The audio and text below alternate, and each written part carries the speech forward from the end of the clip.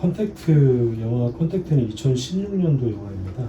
캐나다 출신 감독인 드니 벨레브라는 감독이 만든 영화인데요. 이 영화도 원래 테드 창이라는 분이 쓴 소설, 당신의 인생의 이야기를 원작으로 한 영화입니다. 저도 그래서 이 원작을 잠깐 찾아서 봤는데 약간 달라요, 영화랑. 이 영화의 원제는 컨택트인데 원제를 어라이벌이라고 했습니다. 도달하다, 도착하다. 그래서 이 도착과 도달이라는 말이 영화의 어떤 큰 주제 단어가 아닐까라는 생각이 들었습니다. 일종의 소통을 말하는 거겠죠. 영화가 어느 날 갑자기 지구 곳곳에 모습을 드러낸 외계 생명체 헥타파드와 소통하기 위해서 그들의 언어를 들어요. 근데 처음 듣는데 이게 무슨 말 같지 않게 들립니다. 막 이렇게 흉내를 내겠는데 어쨌든 약간 이게 무슨 소린가 할 정도로 언어처럼 들리지 않습니다. 그래서 그 말 속에 담겨져 있는 의미를 찾고자 언어학자인 루이스 뱅크스와 그리고 눈에 보이는 이 물리 법칙을 찾는 물리학자인 이안을 이 영화의 주인공으로 설정을 하고 이야기가 전개가 됩니다. 아까 말씀드린 것처럼 이 영화를 보면서 저는 하나님 우리에게 주시는 말씀도 생각했지만 동시에 우리가 다른 누군가에게 하루에도 몇 번씩, 몇 수십 번, 몇백 번씩 하는 그런 말에 대해서 생각해 보게 되었습니다. 이 영화 컨텍스트에서 말하는 이 말, 언어라는 건 뭐냐면 단순히 어떤 뜻을 전하는 도구가 아니라 내가 이 말을 통해서 세상을 바라보는 방식이 그 말 속에 담겨져 있다라고 얘기하는 것이죠. 내가 다른 사람을 바라보는 관점이 내가 주로 쓰는 말과 언어에 담겨져 있다는 것이죠. 그러니까 하나님께서 우리를 바라보시는 관점도 어디를 보면 알 수 있냐면 하나님의 말씀을 보면 하나님이 오늘 우리들을 어떻게 보시는지를 이해할 수가 있게 되는 것입니다. 출애굽기 19장 본문을 오늘 우리가 선택해서 함께 보게 되었는데요. 출애굽기 19장의 본문은 하나님의 말씀이 우리에게 도달한 사건입니다. 하나님의 말씀이 출애굽한 이스라엘에게 다가와서 아무것도 없었던 이스라엘 백성들에게 하나님의 말씀이 선물로 주어졌다. 그 말씀이 주어졌던 그 본문과 오늘 이 영화 컨택트의 장면을 통해서 우리가 하나님의 말씀을 어떻게 대하고 있는지를 함께 살펴보기로 합니다. 첫 번째 영화 클립을 함께 보도록 하겠습니다.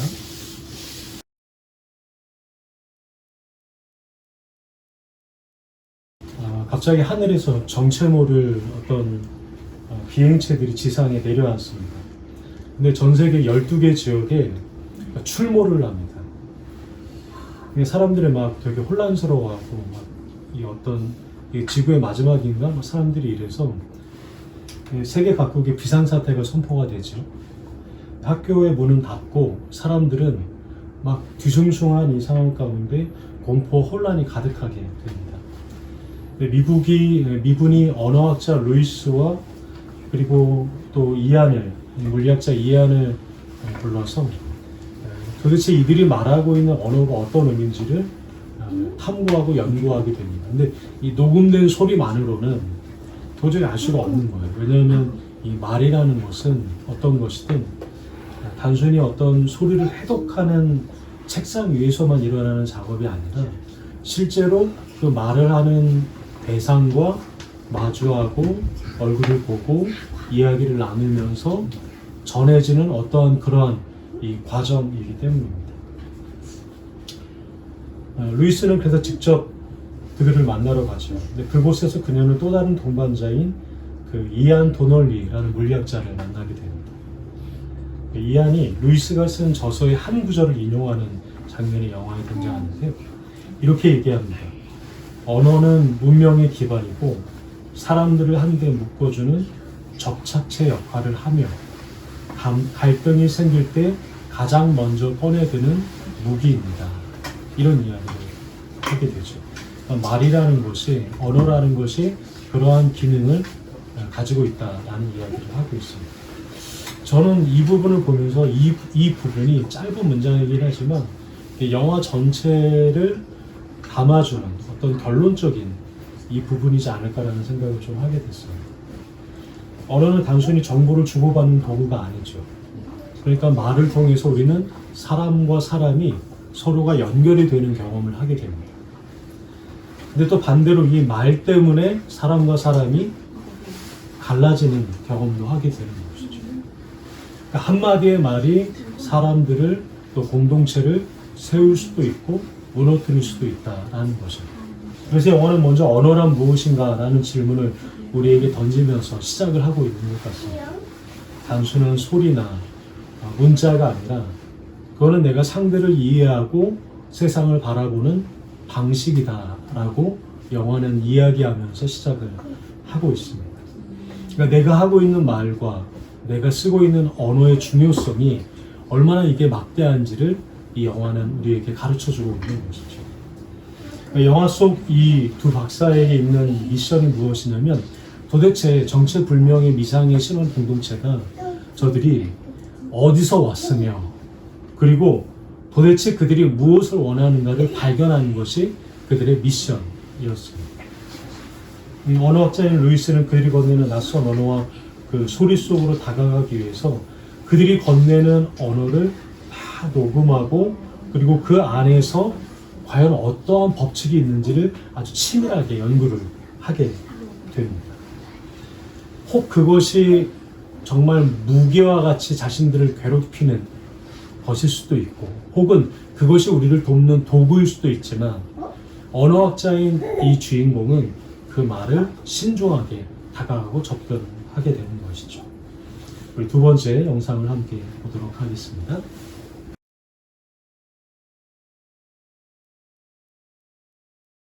비행체 그 안에는 이 지구의 중력과는 거꾸로 그 안에서 일어나는 일들이 발생하게 됩니다. 루이스와 이안이 그곳에 들어가게 돼요. 그래서 그곳에 들어가서 헥타파드를 마주하게 되고 그들이 말하는 와, 똥똥똥똥 이런 이상한 특수 효과음 같은 언어를 듣게 됩니다. 그리고 그들의 글자도 마주하게 됩니다.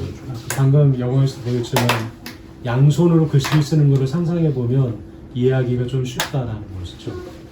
그래서 무엇이 들어가야 되는지를 단번에 우리는 대부분 선형적으로 글을 써내려가는데 자음 쓴 다음에 모음 쓰고 그 다음에 이거를 뭐 왼쪽에서 오른쪽 혹은 오른쪽에서 왼쪽으로 이렇게 글을 쭉 써내려가는데 동시에 글을 써내려가는 거예요.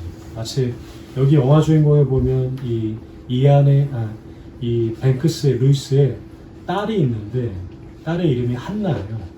한나라는 영어 이름은 HA의 이 영어 철자는 앞으로에도 한나고 뒤로에도 한나입니다. 그래서 글자를 이렇게 로고그램이라고 해서 똑같은 건데 뒤집으면 또 다른 이미지를 표현하고 있고 메시지를 표현하고 있는 그 로고그램이라는 이 광고 홍보 방식이 하나 있거든요. 근데 이 헥타파드가 글씨를 어떤 식으로 쓰냐면 그와 같은 방식으로 쓴다라고 그거를 발견을 하게 됩니다. 그러면서 이안이 루이스에게 한 가지 그 언어학에서 있는 가설을 얘기합니다. 이거는 이제 가설입니다. 결정된 것이 아니고 이게 뭐냐면 어떤 언어를 배우느냐에 따라서 그 언어를 배우는 사람의 뇌가 체계가 재구성이 된다라는 얘기입니다. 그러니까 이거는 확실한 건 아닌데 이러한 가설이 어느 정도 사람들 언어학자들에게 많이 이렇게 울려 퍼졌다고 합니다. 뭐 사실은 우리나라 말 쓰는 이 부분과 또 외국어인 영어를 쓰는 것 자체가 이 문장의 어순 자체가 다르지 않습니까? 그러니까 생각하는 것 자체도 다르다라는 이런 식으로 이해할 수 있지 않나 생각이 듭니다. 어찌됐든 영화는 이 가설을 중요한 시점에 주인공들의 입을 통하여 이야기합니다. 그러니까 내가 어떤 언어를 쓰느냐에 따라서 내 생각과 내 뇌와 내 가치관이 바뀐다라는 얘기입니다. 그러니까 이 얘기는 뭐냐면 이 헥타파드의 언어를 나중에 이 루이스가 배우는데 루이스가 그 언어를 배우면서 이 헥타파드의 사고관과 가치관과 시간을 바라보는 관점을 배우게 됩니다. 저절로 취득하게 돼요. 언어를 배우면서 터득하게 됩니다. 그래서 어떻게 하냐면 시간을 과거에서 현재, 현재에서 미래로 흐르는 게 아니라 과거, 현재, 미래를 동시에 바라보는 능력을 갖추게 됩니다. 여러분, 어떤 언어를 배우느냐에 따라서 뇌가 재구성된다라는 이 언어학의 가설을 여러분들은 어떻게 생각하실지 모르겠습니다. 우리가 사용하는 언어가 곧 우리가 세상을 보고 느끼고 감각하는 매우 중요한 방향이 된다라는 얘기입니다. 역사를 돌아보아도 언어는 언제나 말뿐이 아니었습니다. 그 언어는 언제나 강한 힘이 있어서 세상을 바꾸는 매우 강력한 힘을 언어는 늘 우리에게 입증해주고 보여주었던 것이죠. 여러분, 단테가 쓴 신곡을 아마 아실 것입니다. 근데 이 신곡이 매우 중요하게 평가되는 여러 가지 이유 중에 하나가 무엇이냐면 당시까지 많은 문헌이 쓰여졌었던 라틴어가 아니라 이 신곡이 당시 많은 사람들이 사용했었던 토스카나어로 이것이 기록되었기 때문에 이 단테의 신곡이 많은 이들에게 영향을 줄 수 있었다라고 말하는 것이죠. 당시 문학이라는 것, 예술이라는 것은 소수의 엘리트 계층만을 위한 것이었습니다. 그런데 그것이 바뀌어진 거예요. 이제는 모든 사람의 언어로 쓰여진 문학, 모든 사람을 위한 문학이 되는 것입니다. 여러분, 우리가 종교개혁을 얘기할 때도 마찬가지입니다. 루터가 성경을 많은 사람들의 언어인 독일어로 라틴어 성경을 번역하고 있었던 것입니다. 그때 당시에 인쇄기술과 이것이 맞물려서 어떻게 되나요? 온 유럽에 하나님의 말씀이 평범한 이들에게까지 전해졌던 것이죠. 성경은 더 이상 성직자들만 읽는 책이 아니었습니다. 하나님의 말씀은 모든 이들에게 주어진 하나님의 선물과 말씀이었기 때문입니다. 종교개혁은 교리를 바꾼 사건이기 전에 먼저 하나님의 말씀을 모든 사람에게 돌려준 사건이다 라고도 할 수가 있는 것입니다. 우리가 오늘 본문의 출애굽기 19장을 함께 읽었는데요. 출애굽기 19장의 시내산의 사건은 아마 여러분들이 다 아시는 이야기일 것입니다. 이스라엘 백성들이 출애굽을 하고 시내산까지 오게 됩니다. 하나님은 출애굽한 이스라엘 백성들에게 가장 먼저 선물로 부여하신 것이 무엇이냐면 바로 당신의 말씀이었습니다. 하나님의 말씀을 그들의 언어로 선물로 주신 것이죠. 출애굽기 19장 5절 전반부에는 이렇게 말하고 있는데요. 제가 한번 읽어드려 보겠습니다. 이제 너희가 정말로 나의 말을 듣고 내가 세워준 언약을 지키면 너희는 모든 민족 가운데서 나의 보물이 될 것이다. 아멘.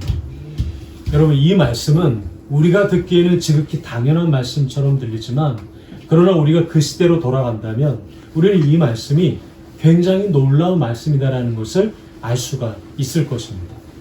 고대 세계에서 신의 말을 듣는 사람들은 극히 일부였기 때문입니다. 평범한 백성들이 신의 뜻을 알려고 하는 것 자체가 이미 불경스럽게 치부되던 사회였습니다. 하지만 하나님은 이 공식을 단번에 깨트리시죠. 그래서 어떻게 말씀하시냐면 하나님의 말을, 하나님의 뜻을 특정 계급, 그러니까 왕이라든지 권력이 있는 일부에게만 하나님의 말씀을 들리게 하고 주신다는 것이 아니라 모든 이스라엘 백성들에게 남김없이 아이부터 어른까지 남자나 여자나 상관없이 종이나 자유나 상관없이 모든 이들에게 하나님의 말씀을 선물로 주시겠다라고 선언하고 계시는 것입니다. 굉장히 급진적인 하나님의 선언입니다. 그리고 이 말씀을 주신다라는 이 말씀은 단순히 율법을 주신다라는 의미를 넘어서서 이스라엘 백성들의 정체성이 무엇인가를 가르쳐 주시는 부분이다라는 것입니다. 여러분, 애굽에서 이스라엘 백성들이 노예다라는 것은 아마 잘 아실 것입니다. 노예는 말할 권리가 없었던 그런 존재들이었습니다.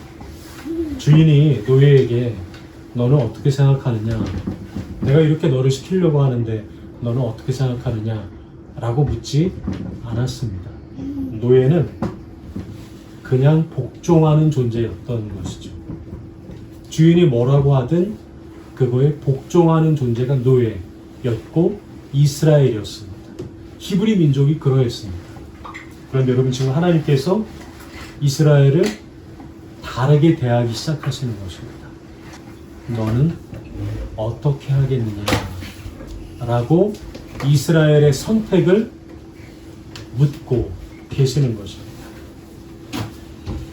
그러니까 하나님은 이스라엘을 노예로 부르신 게 아니라 이스라엘을 자유인으로 부르시는 장면이 오늘 이 출애굽기 본문의 중요한 핵심적인 장면이다라는 것이죠.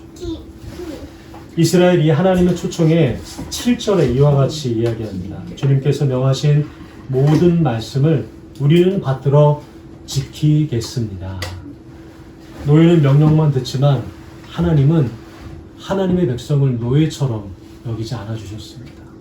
스스로 자발적으로 응답하고 자발적으로 하나님의 말씀에 대하여 나의 뜻을 대답하며 살아가는 존재로 우리를 부르셨다라는 사실을 잊지 말아야 하는 것이죠.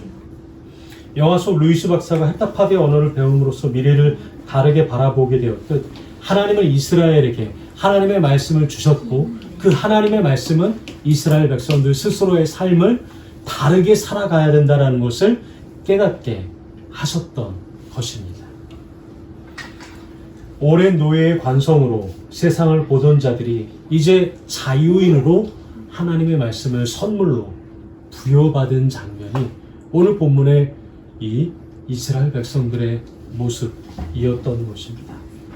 그 선물을 나의 언어로 삼아 나의 미래를 결정하고 살아가라 라고 하나님께서 우리를 떠밀고 계시는 것이죠. 이스라엘만이 아닙니다. 오늘 저 여러분들에게 주어진 하나님의 말씀이 있습니다. 오늘 우리들에게도 주님의 말씀이 여전히 선물로 주어졌습니다. 그런데 이 말씀은 우리를 좀 불편하게 하거나 우리를 억누르게 하거나 우리를 올가매고자 주시는 말씀이 아니라 종으로 살아가는 사람이 아니라 하나님 앞에 자유롭게 선택하며 응답하며 살아가는 자유인으로 살아가지 않겠느냐라고 말씀하시는 그 이유가 우리에게 말씀을 주신 이유라는 것이죠. 우리 세 번째 영화 클립을 함께 살펴보도록 하겠습니다.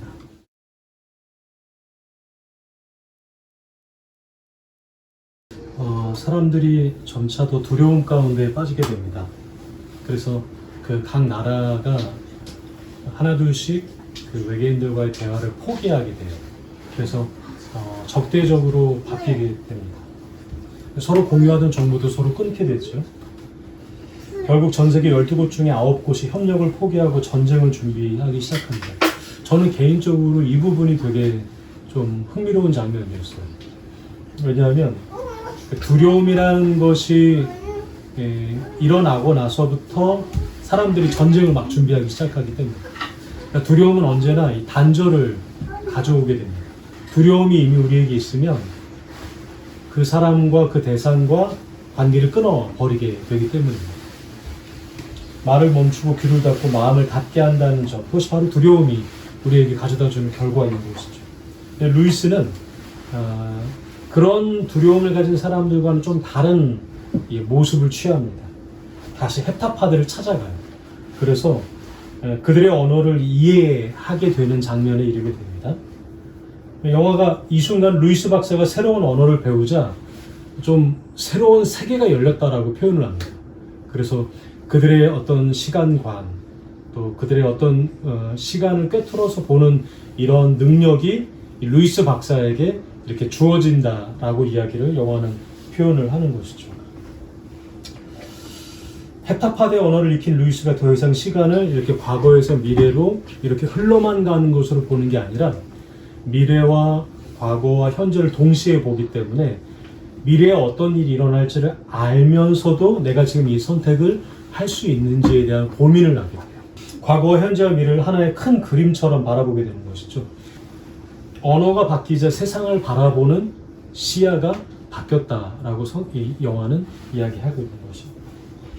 영화 속 헥타파드가 자신들이 인류에게 주려는 선물을 뭐라고 표현하냐면 무기라고 말을 합니다. 무기.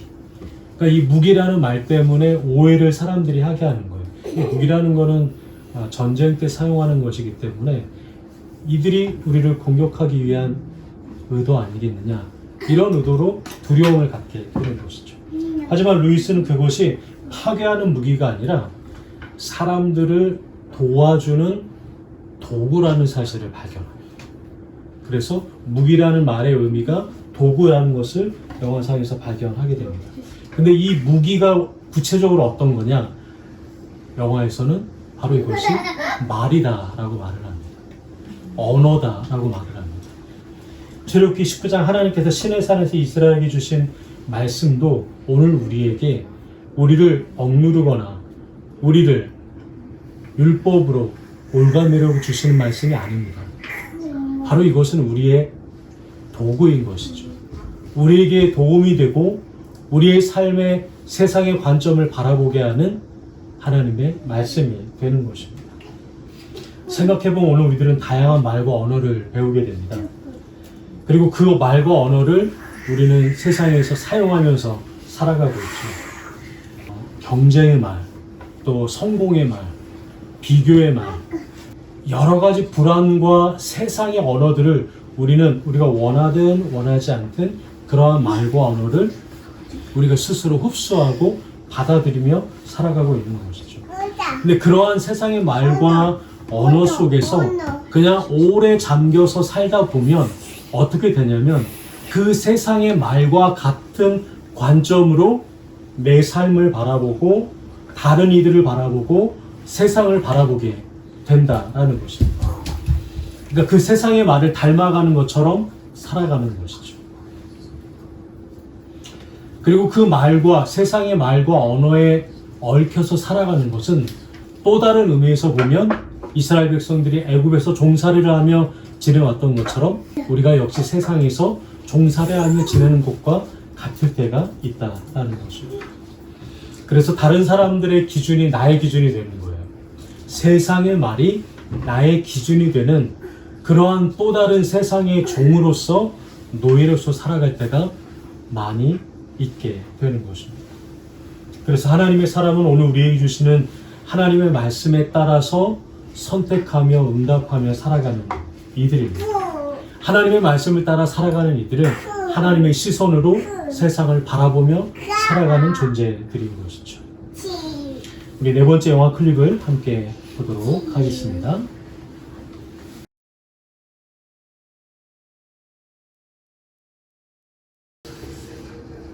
영화 속 루이스가 헥타파드의 언어를 마칠 때 이해하게 됩니다.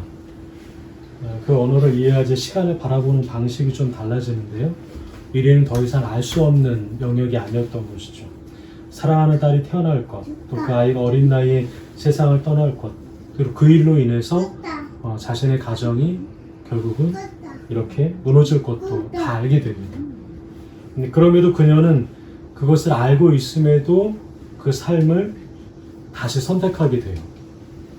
영화는 미래를 아는 것이 능력이라고 말하는 것이 아니라 그런 것들을 다 알고 있음에도 불구하고 사랑할 수 있는 용기가 그것이 능력이다라고 이야기를 하고 있습니다. 결말을 안다고 해서 사랑을 포기하지 않는 것, 아픔을 알지만 그렇다고 그 삶을 거절하지 않는 것이 이 영화가 말하는 언어의 힘이었던 것입니다. 시내 산에서 이스라엘 백성들에게 주신 말씀도 단순한 계명이 아니라 이스라엘 백성들의 미래를 말씀하시는 하나님의 말씀이었습니다. 이렇게 말씀하시죠. 너희는 내 소유가 될 것이다. 그리고 너희는 내 제사장 나라가 될 것이다. 너희는 거룩한 백성이 될 것이다. 하나님도 이스라엘 백성들의 삶을 다 알고 계셨습니다. 그러나 하나님이 이스라엘 백성들에게 지금 무엇을 말씀하시냐면 그럼에도 불구하고 사랑하기를 포기하지 않고 너희는 내 백성이 될 것이다 라고 이스라엘 백성들에게 하나님의 언어를 선물로 주시고 있는 것입니다. 오늘 우리의 정체성도 지난 과거가 결정하지 않습니다. 세상이 붙여준 기준이 우리의 모습을 평가하는 것이 아니죠. 오늘 우리들을 규정하는 것은 바로 하나님의 말씀, 우리에게 선물로 주신 그 하나님의 말씀이 우리의 삶의 정체성을 규정하는 말씀입니다. 그래서 그리스도인은 과거에 매달려 사는 사람이 아니라 오늘 하나님의 말씀을 의지하며 살아가는 존재들, 바로 그것이 그리스도인의 정체성이다라는 것을 우리가 잊지 말아야 하는 것입니다. 주님이 사랑하시는 기쁨의 가족 여러분, 오늘 본문인 시내산에서 하나님께서 이스라엘에게 주신 말씀은 그들에게 자유인으로 살아가도록 초대하시는 하나님의 선물이셨습니다. 그리고 동일하게 이스라엘만이 아니라 오늘 저와 여러분들에게도 동일하게 주시는 주님의 선물이다라는 사실을 우리가 잊지 않았으면 좋겠습니다. 이 말씀을 통하여 우리의 세상을 바라보고 우리의 일상을 바라보고 나 자신을 이해하고 다른 이들을 바라보는 그러한 세상의 시각이 하나님의 말씀을 통하여 저와 여러분들에게 새롭게 주어지는 그러한 우리의 삶이 되면 참 좋겠습니다. 마지막 영화 묵상 함께 나누고 마치도록 하겠습니다.